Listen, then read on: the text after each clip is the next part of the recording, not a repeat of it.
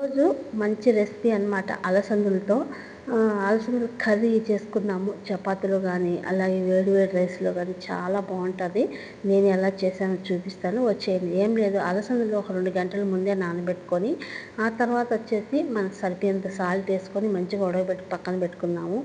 అలాగే శనగకాయలు ఒక చిన్న కప్పుండా తీసుకొని జీలకర్ర శనగకాయలు కూడా వేయించుకొని పక్కన పెట్టుకొని అదే బాణట్లో మనకు సరిపోయినంత ఆయిల్ వేసుకొని పోపు గింజలన్నీ వేసుకుని వేగిన తర్వాత 2 ఒట్టిమిరపకాయలు, ఎర్రగడ్డలు ఒక మీడియం సైజు 2 ఎర్రగడ్డలు అయితే తీసుకున్నాను. అవి కూడా వేసేసుకొని మంచిగా ఫ్రై అయిన తర్వాత ఉప్పు పసుపు కూడా వేసుకొని ఆ తర్వాత కరివేపాకు వేసుకొని నేనైతే ఒక మీడియం సైజు టమోటాలు చిన్నవి 3 అయితే తీసుకున్నాను. అవి కూడా మంచిగా కట్ చేసుకొని వేసుకొని 2 నిమిషాలు వేగిన తర్వాత ఈ మన కారం తగ్గ మిరప్పొడి కూడా వేసేసుకొని మంచిగా మిరప్పొడి టమోటాలు మగ్గిన తర్వాత చూసారు కదా, అలసందలు వాటర్ వంచేసి వేసుకున్నాను. నల్ల అలసందలు అంటే వాటర్తో కూడా పోసుకుంటే చాలా బాగుంటాయి, లేదంటే మనం రసం పెట్టుకున్నా కూడా చాలా బాగుంటాయి. నేను నల్లవి తీసుకోలేదు కాబట్టి తెల్లవి తీసుకున్నాను అనేసి వాటర్ వంచి పారబోసి మొత్తం అలసందలే వేసుకున్నాను.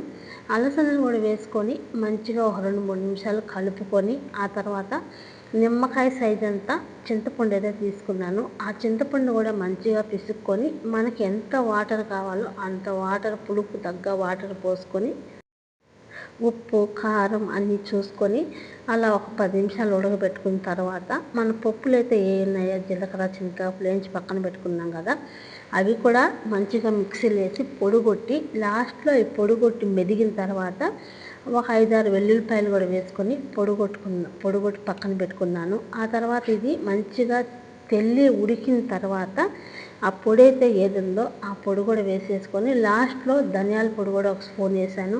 ధనియాలు ఉండి వేసుకుంటే బాగుంటాయి, కానీ నేను ధనియాల పొడి ఇండియా నుంచి తెచ్చుకున్నాను కాబట్టి నేను ధనియాలు లేకుండా ధనియాల పొడి వేసాను అనమాట. మీ దగ్గర ధనియాలు ఉంటే వేయించి వేసుకోండి చింతకాయలతో పాటు.